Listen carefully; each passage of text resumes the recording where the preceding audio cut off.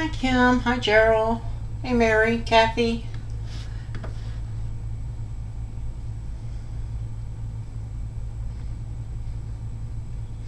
Hey Louise.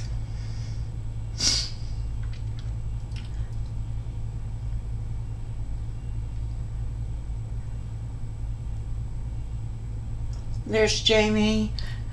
I'm going to go ahead and play the intro while we're waiting on others to join us, and we'll get started.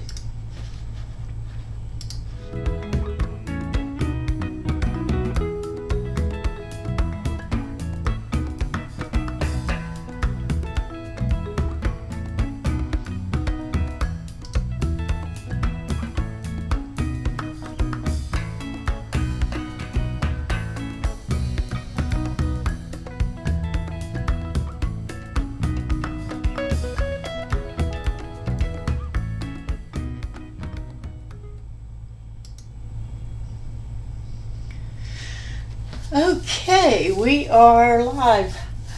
Yay, we have sound. Hi Deborah, hi Joan, Michelle. Good to see everybody.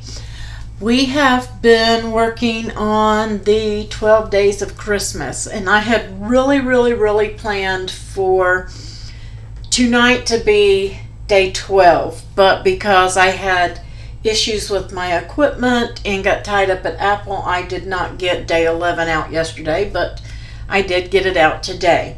So tomorrow will be the final day, and as soon as I post those files, I will set up and post for the giveaway.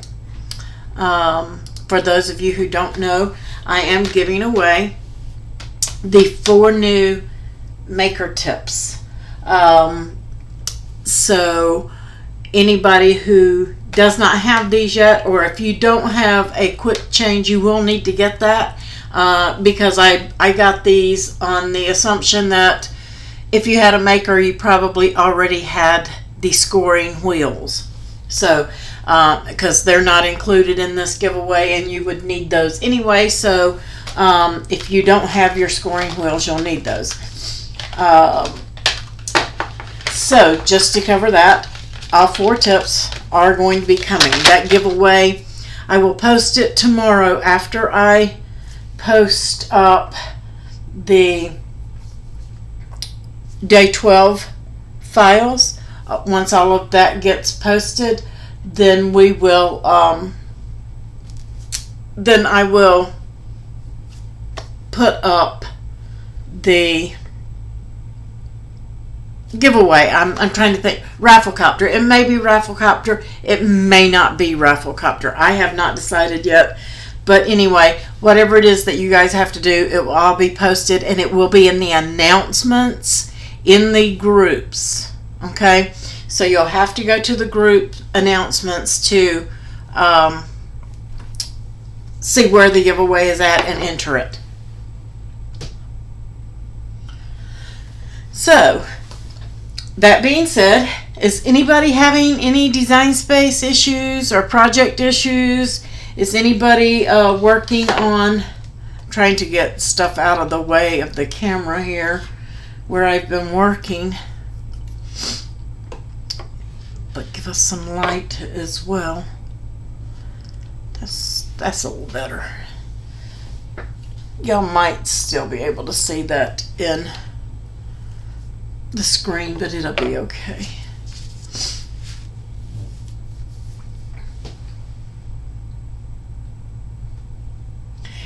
Yes, Carol, much better. I just got a migraine all of a sudden one day, so that put us a day behind. And then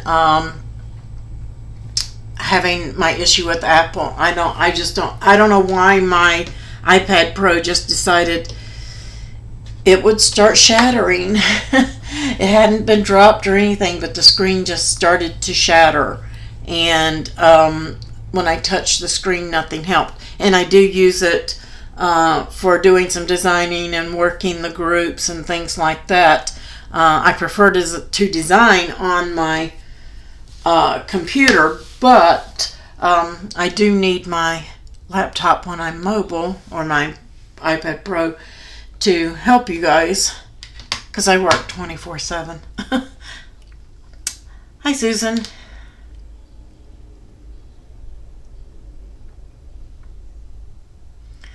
Yeah, I'm glad you're back, Susan. Okay, so I decided that I would make today quick and simple and easy since I was behind. And I'm still working on the grand finale. I will tell you that it is a card for you guys for tomorrow. And I don't know yet what my file for everybody will be yet. So I'm still working on it. But I thought that we would do, to go with some of the other stuff that we've done, like the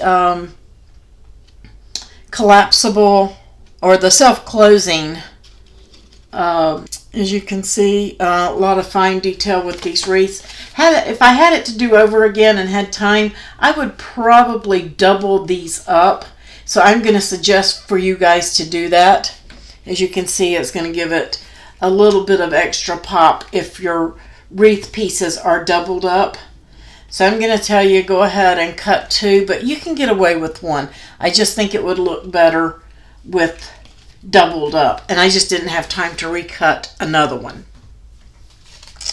So I did the little vintage style, and I did put a bow in there for those who didn't have twine or didn't want to make a bow, and it looks fine on there as well. And then we have the believe and the bells drawn on the inside to make it look a little more authentic and vintage. You can't ever get your designs to space evenly, as in, can you give me an example, Connie? Are you using your aligning tools?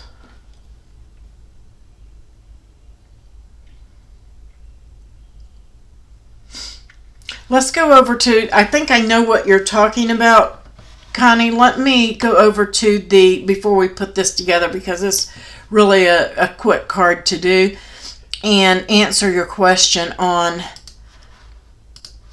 that. Let me put chat back over here so people can see.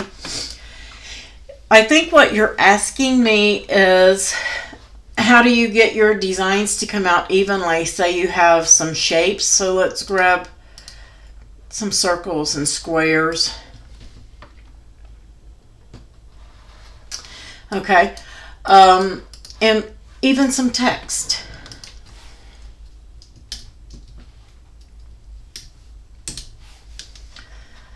And I am going to just go ahead and ungroup those to letters so that they're all scattered about. Okay. So when you're working on a design and you want things to come out evenly, let's change this so everybody can see the lines that are going to be coming up on this. Let's say that you wanted this to score in equal amounts, okay? So let's make this 5 inches, just for ease of use. And you had your score line, and you needed it to score on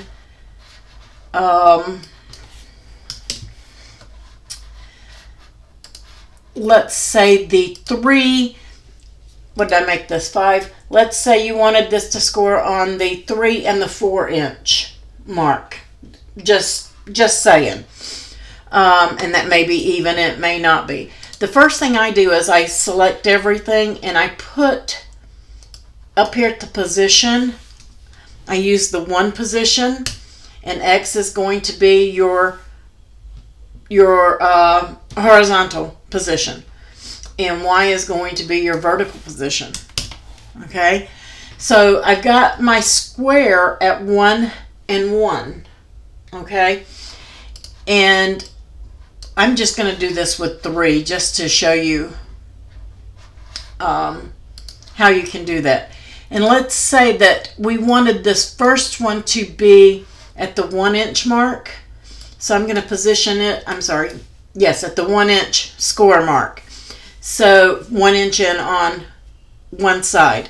So I would actually put that at the 2 inch, because I'm not going to count this inch over here. You can put it on 0, 0, and then put this on your 1 so it doesn't confuse you. but then sometimes you can't grab stuff because it's way over here. So I just automatically add an inch. And let's say we wanted this on the 4.75 inch. Okay. So I would put this on the 4.75. Let's just put it there and the 1.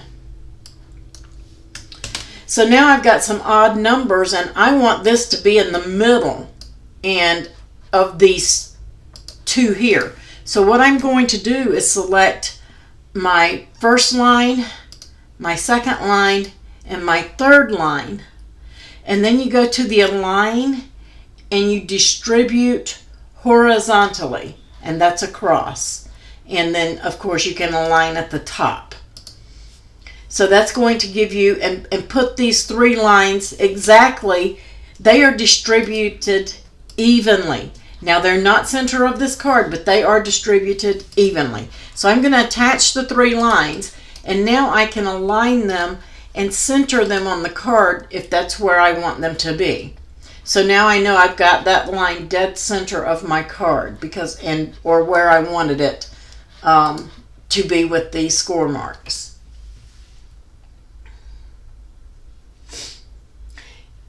Exactly, Jamie. When you have different lines of text, they're going to do that. And a matter of fact, the perfect text. So I hope that explains. And vertical is the same way. It's just going the other direction. One little thing that I will tell you guys about your lines. If you move this line to the center, because that was the last one I duplicated, if it's in the middle, it can throw off your distribute horizontally. So if you think that it's not working properly, they may have fixed it, but used to it would jumble them up. And it would be like, that's not right. And sometimes that's because you've changed the position of where they were duplicated at.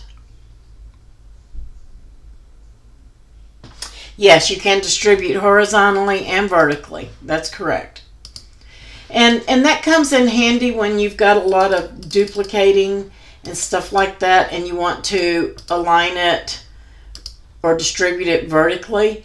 It will, supposedly, if I can get them to go to them. If you want to align them and distribute them vertically, or that's vertical, which is really not going to do anything because I haven't moved them, and then horizontally, if it's going to work. I've got, what is going on here? Am I frozen? Let me just move them around and try it again.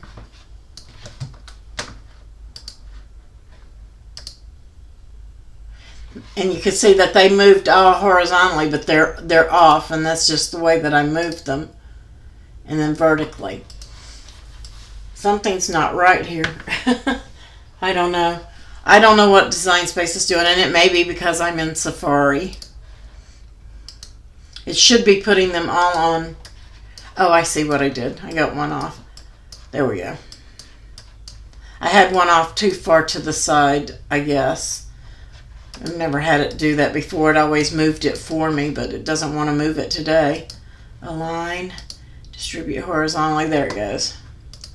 Align, left, and then if I want to distribute them vertically, there we go. And you can see that these two are in the center of those. I didn't do my third one. That was throwing me off. Yeah, they were already. Yeah, you have to have a space between them to get them to distribute. There has to be a space. It's the first and the last one is what it goes by. It doesn't matter where these are at, but it's going to go by this first one and this last one.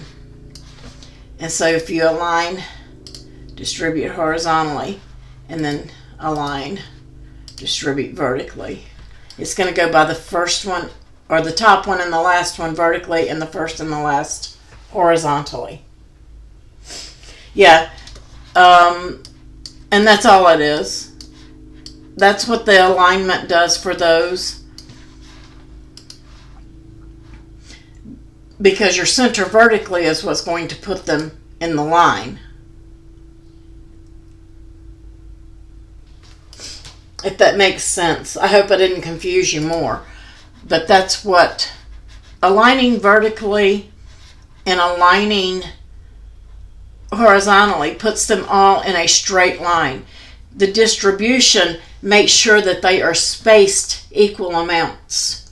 If that helps clarify.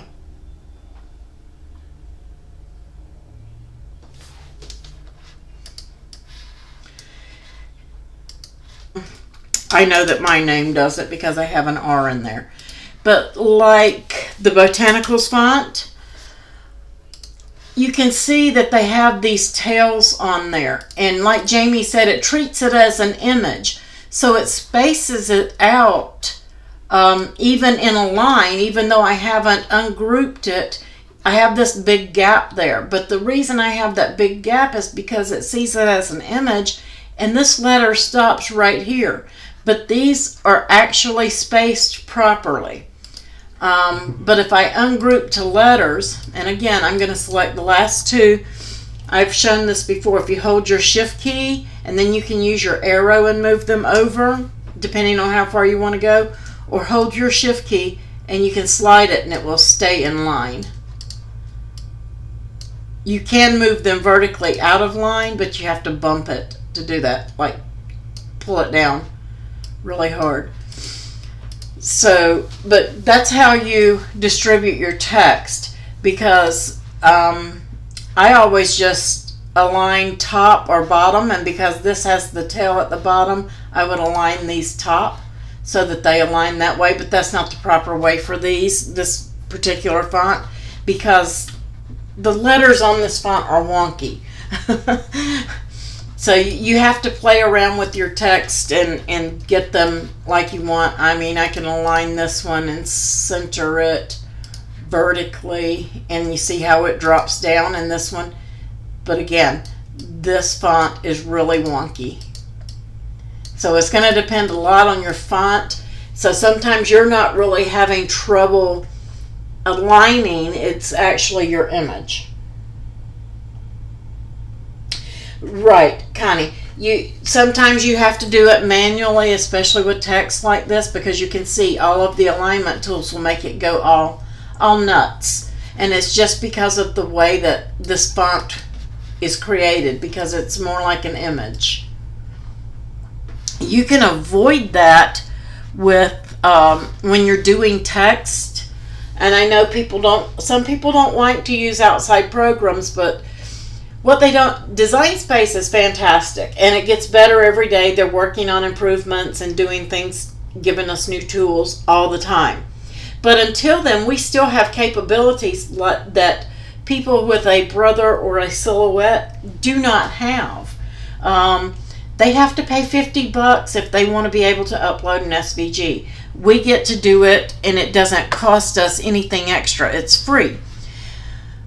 So a lot of times, let me pull up this program and slide it over so you guys can see it. This is called Font Lab Pad, and you can get Font Lab Pad. It's free, but you have to sign. Used to you could just download it. Now you have to sign up, get your email, and click on a link in that in order to download it. But it's still a really good tool, and you can't see it on this screen because it pops up at the top of Safari. But I'm going to go to File at the top of my bar, at the top up here where it says File, and I am going to highlight Open Installed. And what that's going to do is open all of my installed fonts. It will not do my Cricut fonts, but all of my installed fonts on my computer are right here. So when it opens up, I can come in here and I can search for Samantha. And right here's my Samantha font, and here's my craft font. I like the craft. And I can say OK. And so here's the last thing that I typed, and that's going to be in there. So you can have any kind of text that you want. And you can change the size of it. And then you can use your font book. And I'm going to open up my font book here and go to my Samantha font.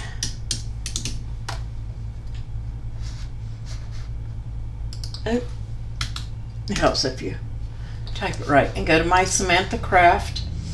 And let's say that I wanted to use my ampersand. I'm going to select it.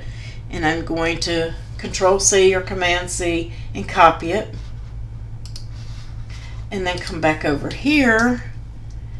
And I can paste it in. So I can paste in my fancy letter that I had and put it all in here. And then I go back to my top bar up here, which you guys can't see, and I go to Save As. And I can save it as an SVG. And I'm just going to name this April and hit save. So now I don't have to do anything to it at all except upload it to Design Space. And it's already put together. All my letters are touching, so I can click on Upload, Upload, Browse, bring in, where did I save it? Right there, April and save that. Oh, there's my elf cookies that I was working on earlier when I did Pirates, because it was easier for me to do that freebie file in there for you guys, so I've got some extra stuff in there. That's okay. But this is the way that I do a lot of my fonts, because let me get rid of that. It's just easier. And I'm going to ungroup, and you can see they're all single letters. So what I have to do is select it and weld. Select this and weld, and you see what's happening in the layers panel? It's making this one image instead of a ton of images, and weld. So now I have these as images instead of individual letters, and it's not going to bog down my Design Space. And I can size them up. They're all connected and ready for cutting. And all I had to do was weld it. Now I could have done it in Escal and joined paths and not had to, or closed paths and not had to weld it once it came in. So I mean, that's just another tool that you guys can use that's free for you, especially if you're doing a lot of text. It won't do shadow layers, it won't do any of that, it won't curve your text, but if you're curving text, you have to bump those around anyway to get them to connect right. So, but if you're just doing just plain text, FontLab Pad's a good tool to make that into an SVG for you and just upload it. Why weld instead of group or attach? Let me show you. Let me grab that again. And I'm just going to ungroup and get rid of all of this and this. Okay, and you see that one there. I'm just going to stretch this one out. You see that line right there on that P?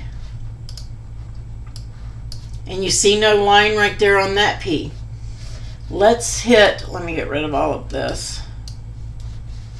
Let's hit Make It and take a look.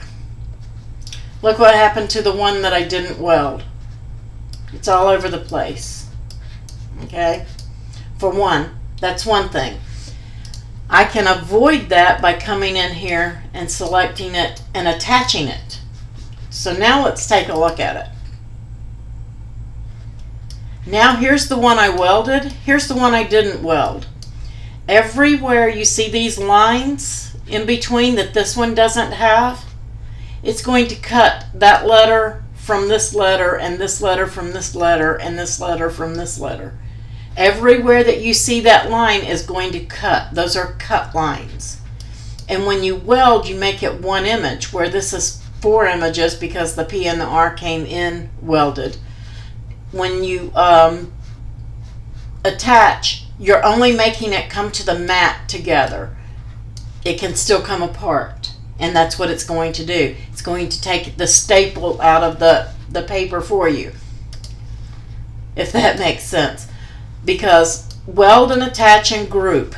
Let me duplicate this one and detach it so that you guys can see. When I group an image, when it's grouped, I can move it around the canvas and everything moves together, and when I size it, it all sizes proportionately, okay? But when I hit make it, it's all jumbled up because I only grouped them.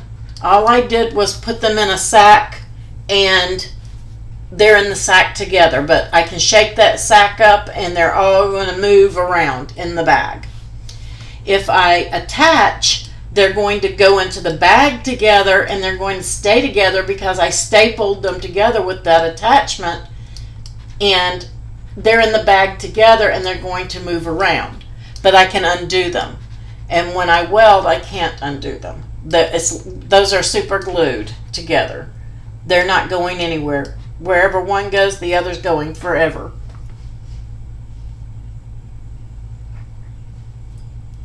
Does that make more sense? Anytime you have an image or anything that touches another piece, like this right here, if you see those black lines overlapping it, that means you've attached it instead of welding it, and the P will cut from the L. There'll be a cut line, cut that tail off the L, and the L will cut out of the P in those places. So you'll have a bunch of little bitty pieces right there, and neither one of those letters will be whole letters.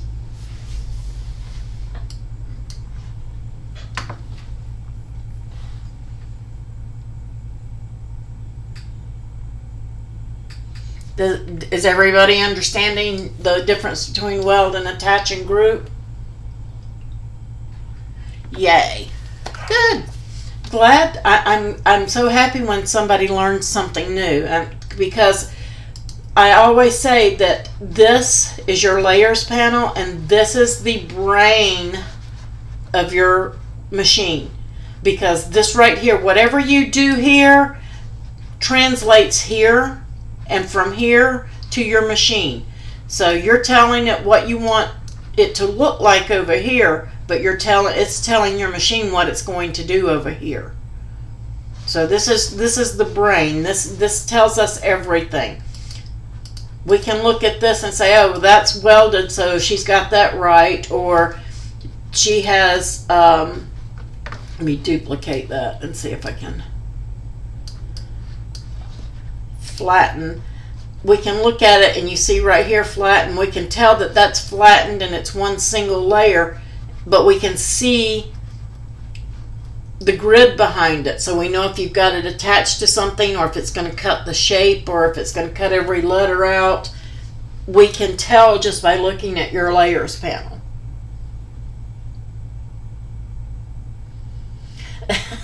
Right, Sue?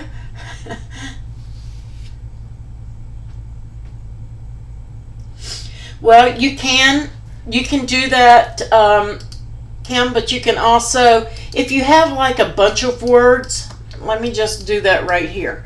Let's just say let me unflatten that because it's not going to let me do it if it's flattened.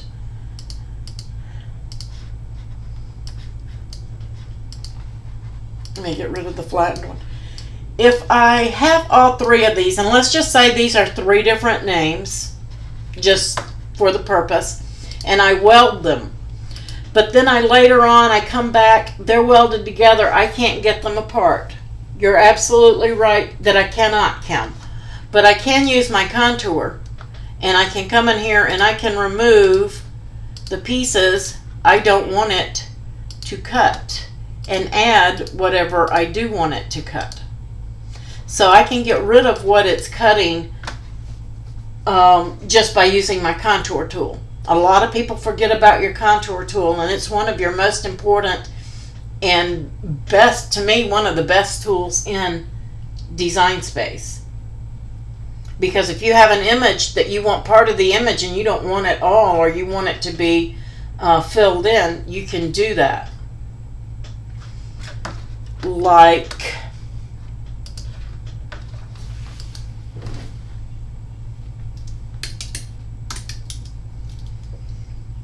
I don't know if this, yeah, there. Let's just say I really like the shape of this border, and it does not, we're going to pretend it does not have shadow layers, okay? We're just going to pretend. But I don't want it to cut all of those intricate holes. My contour tool will help me take those out. I can select on just a few and take out a few of them here and there, or I can hide all contours. Or I can say, okay, I want it to bring in one right here and these right here. So I can come back in and let's make this where we can actually see it. Let's say I want this one, and this one only. And then I can change the image to help me achieve the look I want.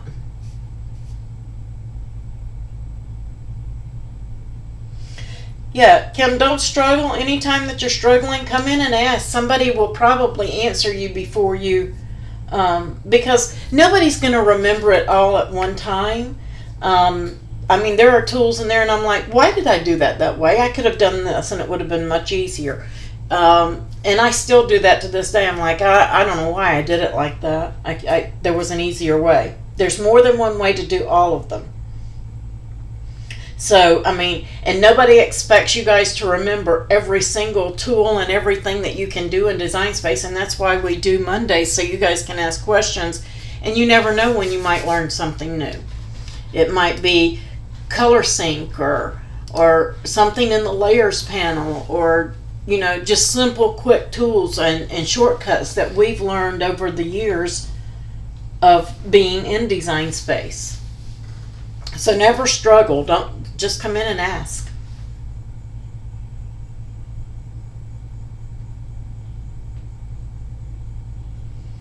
Right. So if you've got a hole in something and you want to take it out, you can take it out, or you can put it back in, because you can duplicate, and when you duplicate something that's contoured, you can get everything back.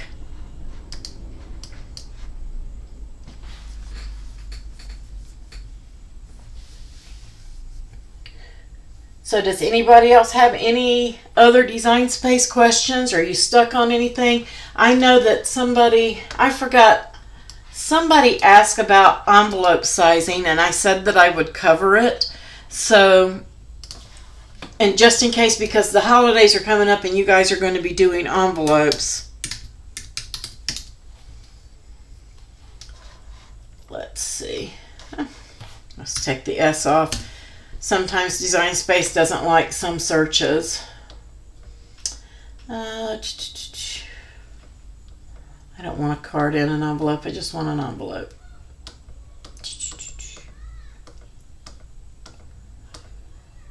Let's go with this one.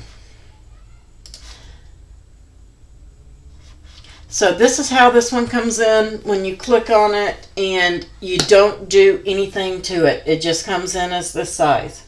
Okay, depending on the size of your card, this is the way I do it. There may be other ways to do it, but to me this is the easiest. I bring in a card, and if my card is a 5x7, I make that square that I bring in a 5x7 square. So now I know this is the size of my card, and it's not going to fit in that envelope. There is just no way that that's going to fit, because inside these score lines is the size of card that will fit it. Okay, so you have to leave it locked and stretch it out, and you want to give yourself a little bit of space. I don't always go all the way up to my score marks, and then I come and I unlock it and adjust from there.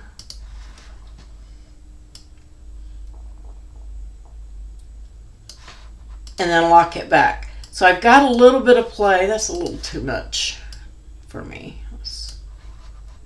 That looks better.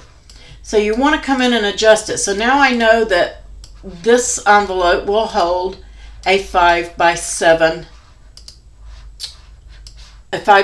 card. The next thing you want to look at is size. and I am right there at it. So this one I was able to size to fit on an 11.5 inch by 11.5 inch mark. Some of them will not.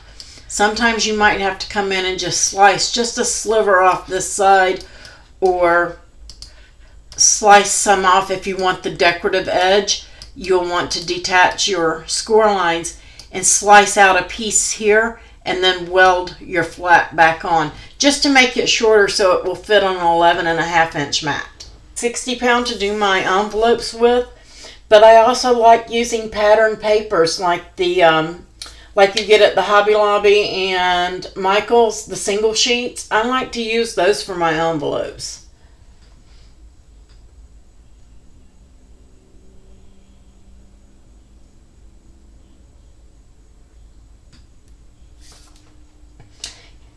So, yeah, Susan, that contour is something else, isn't it?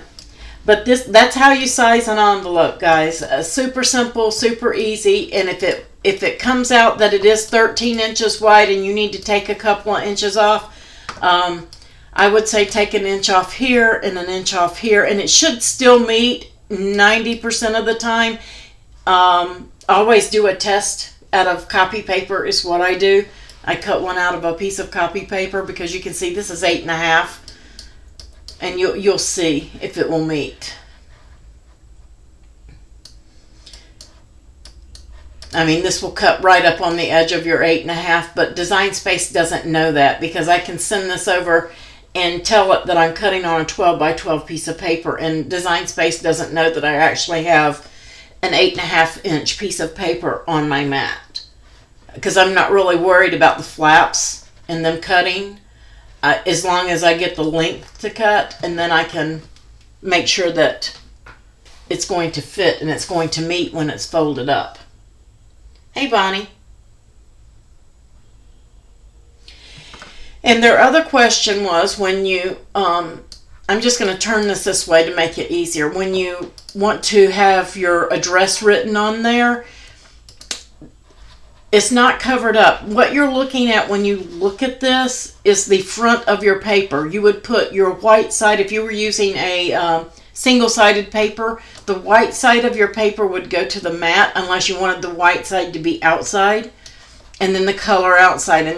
But this is where your address goes, and you're just going to fold on the scores away from your address, not into your address, because she was saying that the address was ending up on the inside of the envelope. Just fold it the opposite way if that happens to you.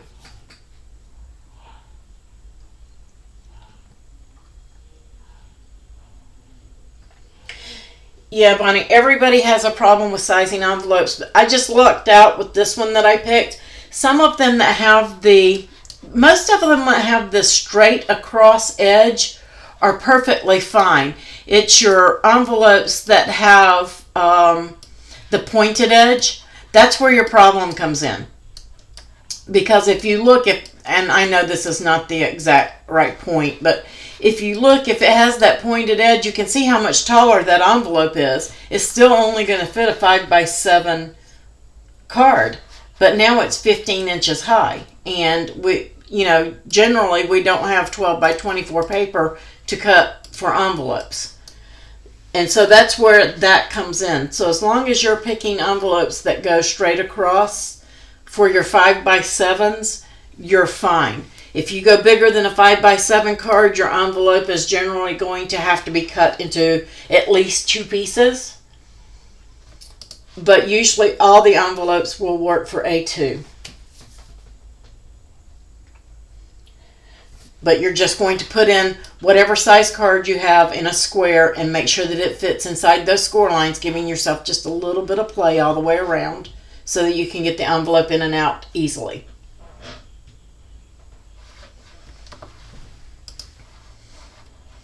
Yay! Does anybody have any other Design Space questions, or is anybody having a project issue that you need? I've had a lot of people ask me in the last 3 or 4 days what glue I use. It is Art Glitter Glue. It does not have any glitter in it. It dries clear and it dries matte, and it is the bomb for glue and paper making. So that is the link to Art Glitter, and they do not ship when it's freezing weather, but everybody should be out of that unless you're in the UK. I think it's winter over there. So I think that's all on my list. So let's go ahead and put our card together. And the first thing I did was some inking techniques, and I know some of you have seen this before, or you know how to do it. Some have never done it before. So I'm using Tip Top Taupe from Stampin' Up. And if you guys like Stampin' Up, Amanda Niemeyer, I just knocked my Nuvo drops in the floor. She sells Stampin' Up, and she is a Patreon Ko-fi supporter. So I am just going to set all my little bitty pieces to the side, like all of my holly leaves and my gold piece. I do want my bird, and I've already done my bow, so you guys didn't have to watch me do that, and all I did was, but I am using the Tip Top Taupe on this. And I'm just going to dab it, and then I have a piece of scrap right here. And that will tell me how much ink I have on it by dabbing it there. And I did go over my little bird just to darken the edges of it and not right in the center. I wanted it to kind of look aged, like the paper was aging. And you can use also Ranger Tim Holtz Distress Inks. I think it's Vintage Photo. It does really well with this. So if you don't have the Stampin' Up. And then I got my Merry Christmas piece. And I did not use a Cricut pen on this, guys. I used the, I don't know if it will focus, Faber-Castell Artist Pen in black, fine tip. I get these at Michael's. They do fit into your makers. Now there is one that's like a micro fine tip. Be very careful with that one because the pressure on my maker broke the tip off of that one twice. So, and then I just went in on this ivory because it was a little brighter than what I wanted for my card, but I couldn't find a color that I liked. So I decided that I would ink it as well. So if you have some tan paper that works and you don't want to distress it, you don't have to. But I wanted to get that overall vintage look. And that's all I'm doing is on all my papers. And on the sheet music piece that I got from Hobby Lobby. And this is thin. This is great envelope paper, guys. I love it for envelopes and for panels. And I just paid more attention, I didn't want to bend it, to my corners than I did the sides. Now I got a bend in it. I guess that's going to make it look even more vintage.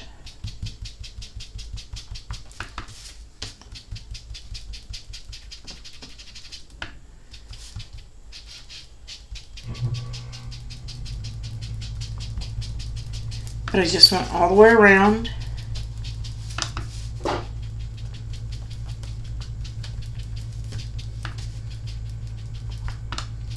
And I had a piece to show you guys the difference before I inked so that you could see. And I have misplaced it. And if you have a Teflon sheet, you can do this on your Teflon sheet. I usually just have a piece of scrap cardstock.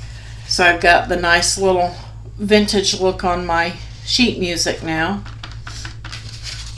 And then I just very lightly went on my red because it's just the edge that's going to be peeping out anyway.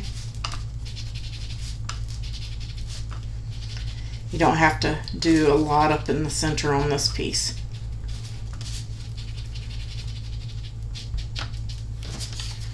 Just very subtle on that one.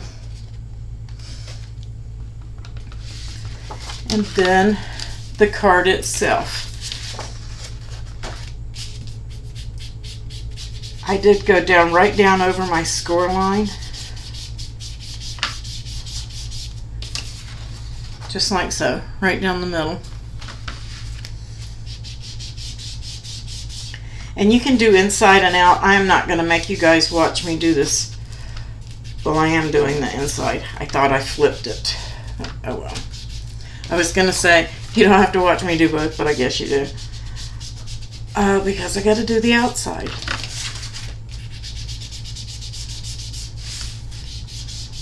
But nothing really dark, just I like to pay more attention to the corners.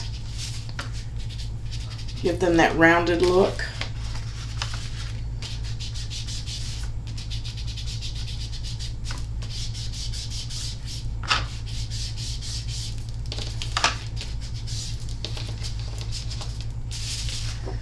And then I'm just going to fold it in the folder. And you could go down the center like I did here on the back as well. With it open.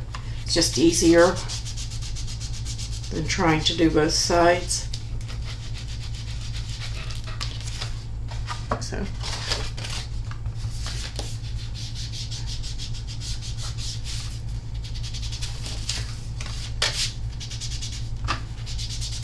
So is everybody enjoying the 12 days of Christmas projects? Anybody got a favorite so far?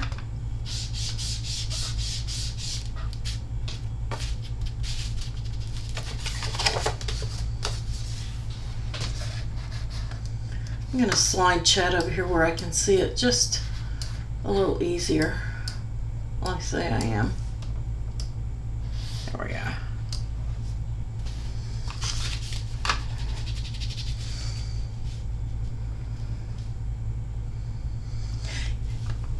Kim, your first time using art glitter glue? This stuff is amazing. That's the only glue that I found on vellums that you couldn't hardly see after you used it on there.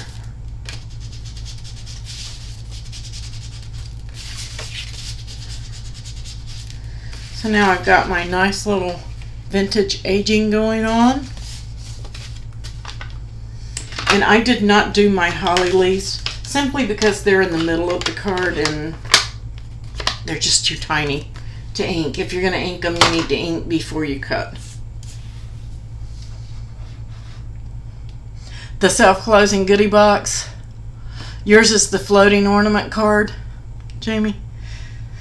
I'm torn between the self-closing box and the goodie box. The one that holds all the cupcakes, the double layers. I can't make up my mind which one I like the best.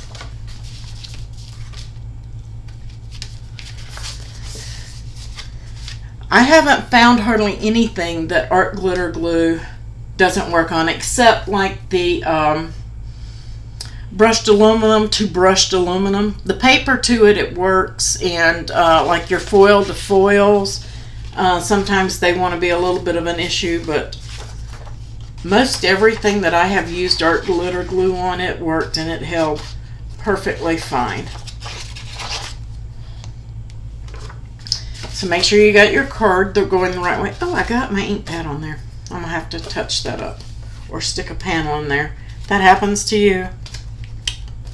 And here I am messing up. That's the wrong pen. Ta-da.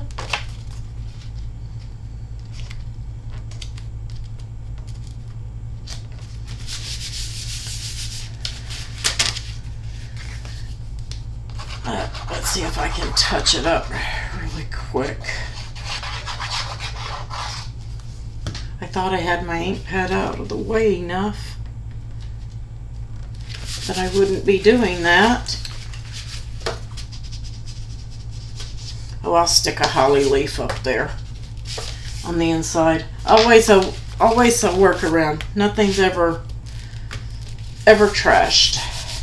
Okay, here comes the tricky part of this. Now, like I said, I would cut double of these guys, and then I would kind of offset them just a little bit and glue my 2 small ones together, my 2 large ones together, and my other 2 small ones together. Because you're going to thread these, basically. I'm going to glue my sentiment down to its panel. And I used the shimmer paper from Cricut for that, just to have a pop of glitter on the card. And now you're going to, if I can remember how I did this, going to put it, nope. This goes on top.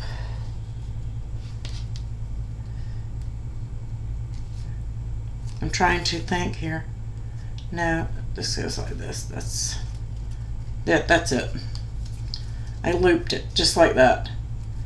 Just so you guys can see it again. I put the small on top of the large, and then in the center there where they meet, I ran this through, and then the same thing over here. Just gonna pull it down some.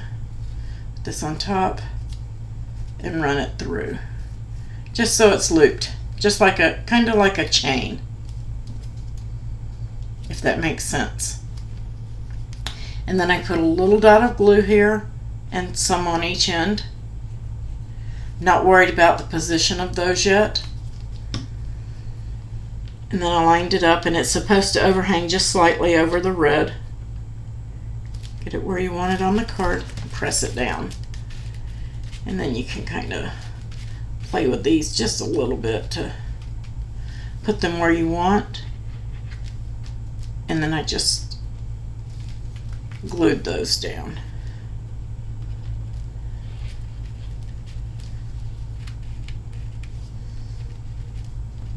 I should have spun that one around a little bit. See if I can get it loose. There we go. There we go.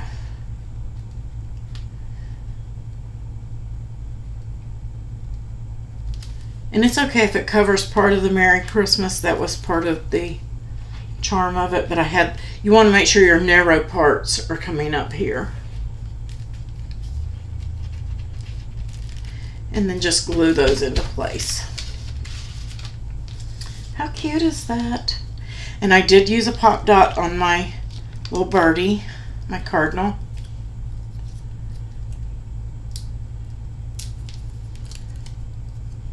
And I placed him right there on the wreath with his tail hanging over. And then the fun part comes in. All these tiny, don't ask me why I did this, holly leaves. And I just randomly stuck them on.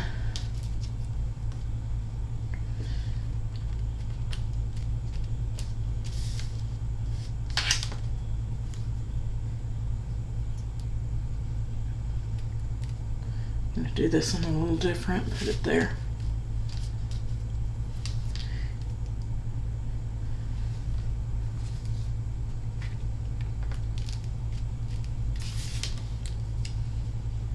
I think I'm missing a leaf.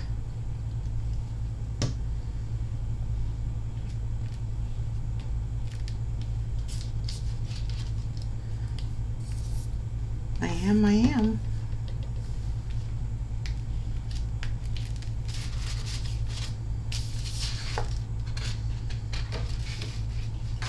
I have 2. There's supposed to be 3.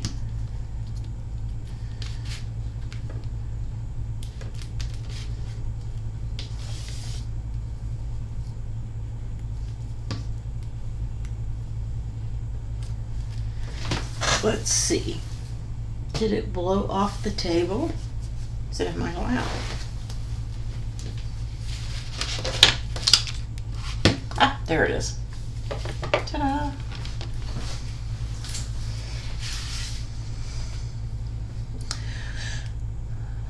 Well, I used to get my vellum come from Cricut. But I think they discontinued it last year. But I buy it from Hobby Lobby, Michael's, Joann's, wherever I go that has some, because I like the patterns and everything else. They do make a printable, but I print right on regular vellum. I haven't had a problem with it.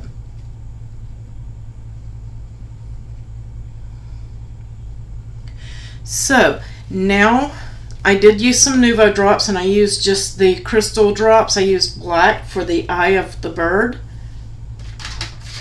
and I want to make sure that it's coming out good before.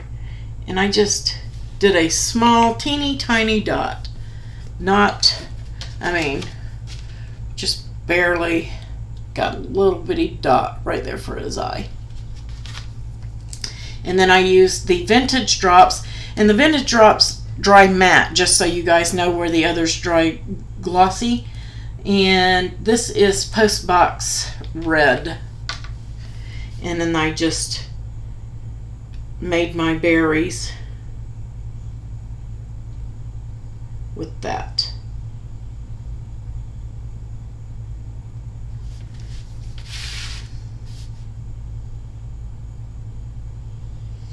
You can make them whatever size you want, whatever's working for the placement where you put it on the card. Might make some smaller, some larger.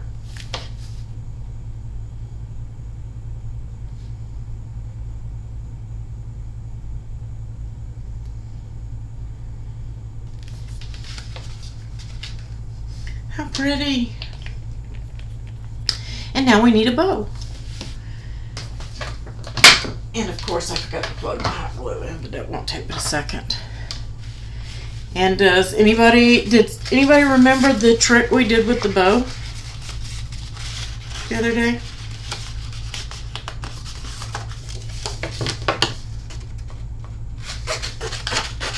Did you guys see that in the video?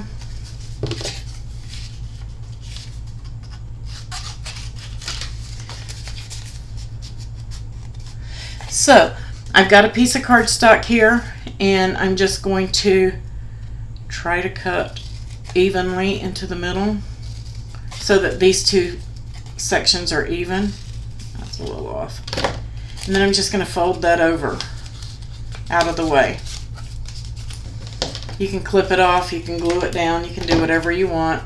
It doesn't matter. Just so you have your U shape.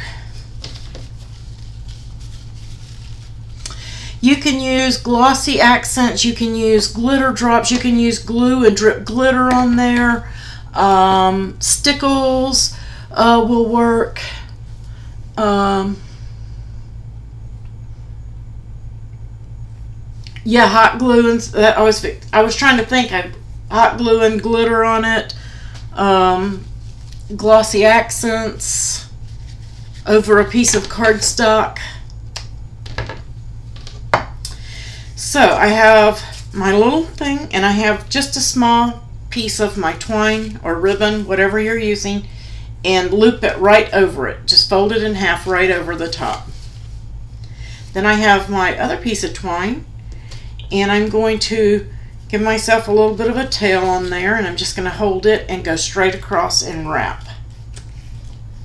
However many loops you want, and then I'm going to end on the opposite side I started. So I have my two tails in the middle, which I looped first, and then I got my other piece of twine, and I've got one tail to the left and one to the right. And then I'm just going to lay it down, and twine's a little difficult to work with because it's so curly. And then this is the piece that I started with that I looped over the center of the card, and I'm just going to tie a half knot.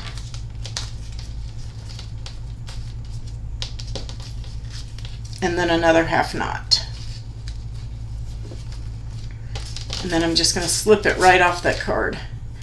And I'm going to fluff up my bow. I'm done. I'm not going to fuss with it. Just going to trim off.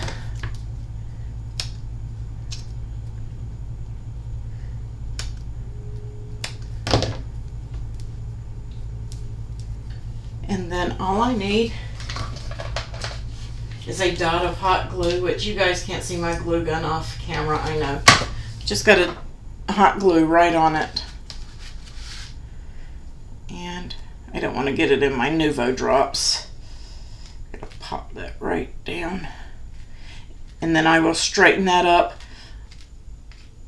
as soon as my Nuvo drops dry and bring them down. You can also glue those at strategic points on your card, like so. If you've got a piece that's unruly, just put a drop of glue. That way it's loose here, and I'll probably trim this off some more. I like to do my trimming after it's on. And hold it for just a second and it will stay, guys. Art glitter will hold it. That one's okay. How cute.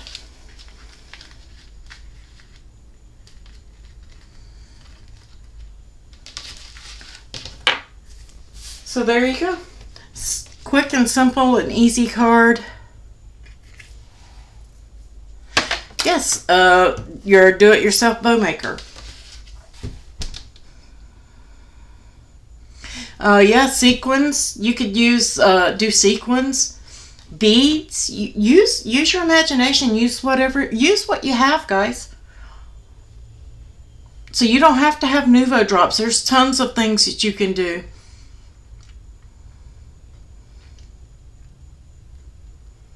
Those little love beads, those would be cute on there. The little glass, teeny tiny beads, you guys know what I'm talking about, the little bitty ones. Those will work. So then you have your vintage cards, guys, to go with your self-closing bag. And you can see that I got darker on this one than this one, so play with it and practice and put as much ink or as little ink as you want on there. I kind of like the more ink, I think. Then I didn't get enough on this one, looking at that one. I really like this one better. Thank you, Jamie. Thanks, everybody.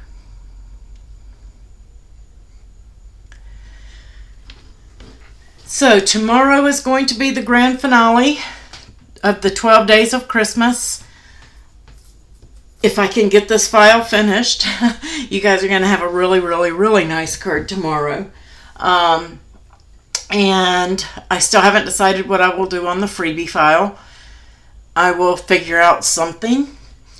And then I will post the giveaway. And you guys will have to look in the announcements for the giveaway in all of the groups. I'll post it in all of the groups. And on Ko-fi and on Patreon. So everybody will have a fair chance. I will let it run for 24 hours and then we will do a draw. So it's going to be a short and quick. And whoever, make sure I got that, whoever is the winner will get all 4 of the new Maker adaptable tool tips that go with your quick swap housing for your scoring wheels.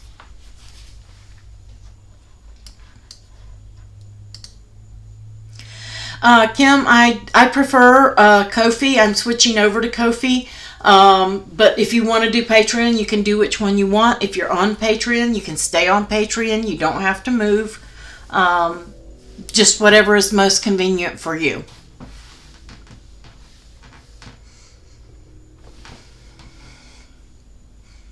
And I thank you, thank you, thank you.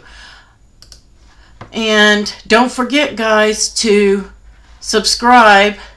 Make sure you subscribe. Get your little name in lights there if you're not subscribed before the end of the show here.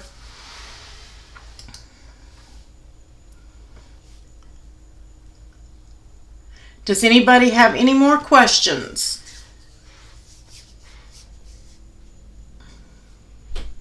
I think I answered all the epoxy questions that were given to me. I got a lot of PMs on those.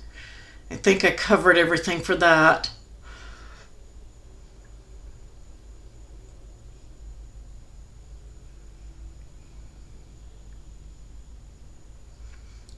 Yes, so that's correct. If they are not a member of the group, they will not get the alert for the giveaway.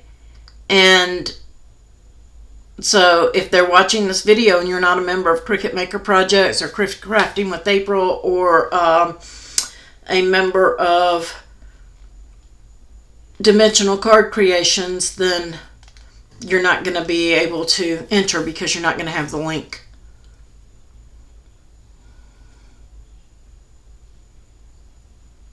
Yes, Patreon users get this file, Anita. All the let me pull that up and just go over that with you guys again, just because we're doing new things and it is a little confusing, and I will admit that, but in the long run it will be better. If you are a Patreon subscriber, all you have to do is stay on Patreon if you want to, and you just go to the post or to craftingwithapril.co and click on the, you don't have to log in anymore unless you want to just go to the public files and things like that. If you go to the public files, you're going to see this login right here where it says login register. Then you need to log in with your login and your password that you registered on my site for. Okay? If you're wanting just to access the supporter only files, you're going to see this pop up. This has nothing to do with your login. All you have to do, you don't even have to be logged in. All you have to do is have the monthly password. And you will find that on Patreon in the password post for July, which there'll be a new one coming up for August. But you will see a password post. And the password for the month of July is in that post. And the same thing on Ko-fi. If you're on Ko-fi, you're just going to go over to the monthly July post, and I always use a calendar so it's easy to find, and look in that post and get the password. So Ko-fi, anytime you see this black pop up that the page is password protected, you need your monthly password. If you get this login right here, that's your login and your password that you created. And if you don't get, and if it says you need a password to view the post, that means you're not a subscriber and you can't view the post. But if you're on Ko-fi, you can view all the new files that are coming up and all the old ones. Well, I'm sorry, all the new ones, because the link is right in those posts. I can't do that on Patreon because they get out. It doesn't always keep it private, and the links show sometimes. But on here, you have to be a subscriber to get to the post. So if you're on Patreon, all you do is the same thing that you've been doing, except you have to have the monthly password for those pages. Nothing else has changed for you guys. That's okay, Anita. I'm here to help you. Anytime you get stuck, you can message me. All of my supporters know all you have to do is message me if you get stuck on anything, anytime. You guys come first. I will drop whatever I'm doing to help you.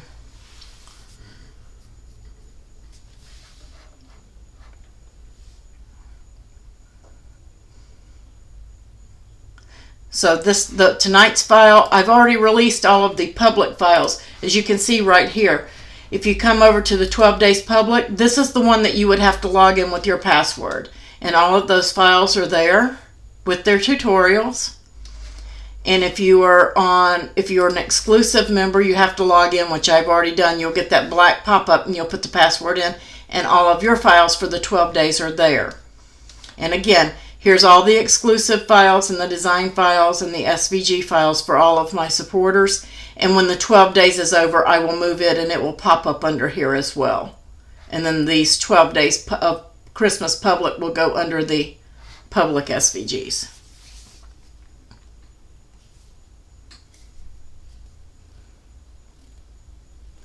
You don't have to save them to private, Kim.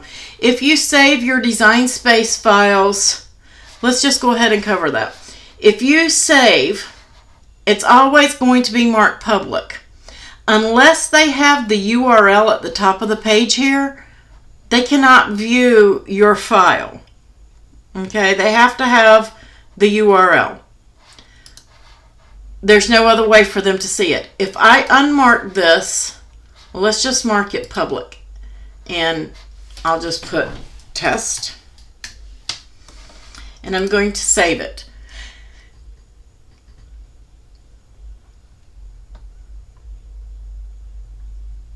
Oh, thanks, Susan.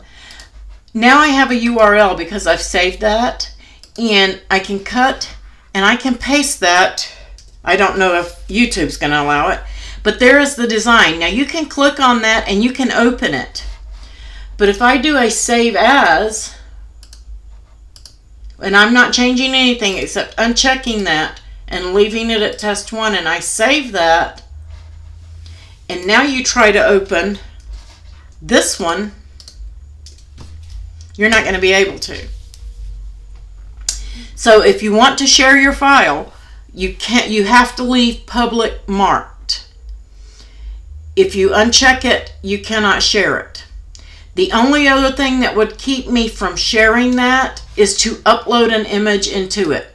So if I upload the SVG of my name that I created earlier in there, and I save that in there, and it was marked public, it is no longer shareable.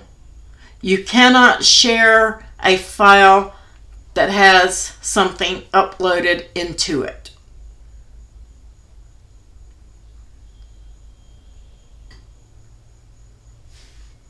So hopefully that will clarify that for you on that, Kim. So that's all that public does. Saving it as public just allows you to be able to share it with your friends, like I share my files with my supporters.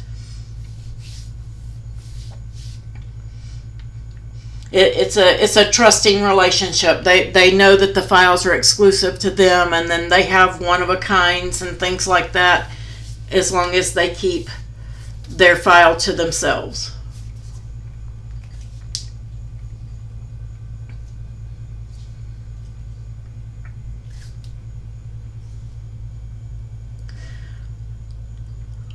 Any other questions, guys? Yeah, you can do the extra steps, and you can even, let me go back to the one that we can share. The one that is public, if I want to share this with the Cricut community, and that is everybody, have a good night, Catherine, that is everybody, you can come in, and right here where it says share, you can click on that and then add your details. And you need at least one photo. You have to have a photo, and you need to take at least one photo in landscape mode. In landscape, it needs to be landscaped. That's just going to take you over to Cricut and how you do it. So you can click right there, tips, and then visible to others. Now I can put my photo in there just so I can see it, but I can unmark that, and then nobody else will be able to see that once I save it. And then I can put in my description, the projects, like I used Nuvo drops in the postbox red. I can put all my notes in there that I had for the project and the photo that I used, and then I can hit save, and I can share it with the community. Now that will go into the community. If I go up here, that one may not, because I took visible to others off, but you can see projects that I have shared in the Cricut community in the past, and they are there. So if I go back and I come in here and I hit share, add details, change it visible to others, it's going to tell me I have to have at least one landscape photo. So I'm just going to put a photo in there. I'll use this one because I'll take it back out. Here's the card that we did in test, and then I can put my description and save it. And now I've made that visible to others and I can view it. Here I get the pop-up to share on Facebook and Pinterest if I want to, or I can go into, it may take it a minute, and there it is right there in my profile. So I mean, that's totally up to you. But if you do this, you can put it in and have your pictures and all that stuff in there. But when you mark that, uncheck that visible to others, it will not appear in your Cricut community. Right up here where it says profile in Design Space. I'm sorry, right up here, the 3 lines where the canvas is. If you click on your hamburger menu, click on your name, view your profile. And if you haven't set up your profile, it will prompt you to set up your profile. If you want to access me in the Cricut community,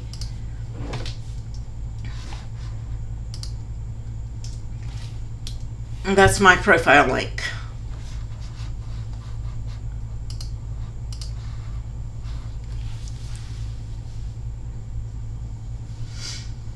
And that's how you guys set up to share your projects in the Cricut community. And you can see I have several projects in there. I didn't do the 12 days of Christmas every year, but I did do some Christmas projects, and I did share some of them. I didn't share them all in there. So I'm just going to go and take that one out because I really don't want to have that one in the community. So I can come in here and share. No, I want to edit. Where is my edit? Oh, I'll figure it out in a minute.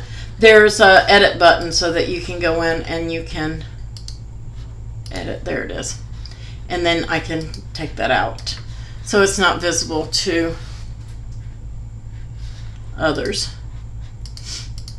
So you can remove them at any time that you want to remove them, and you can see that it's gone.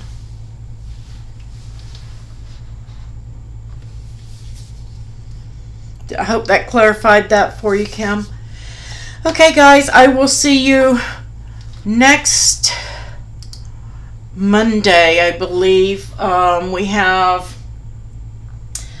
was going to try to do a live on the 3rd, which is our normal day. However, I have a yearly luncheon that a bunch of our friends do. So I will be postponing that live until the 10th of August instead of the 3rd, but I will see you guys on the 5th. So I just won't be able to do the 3rd.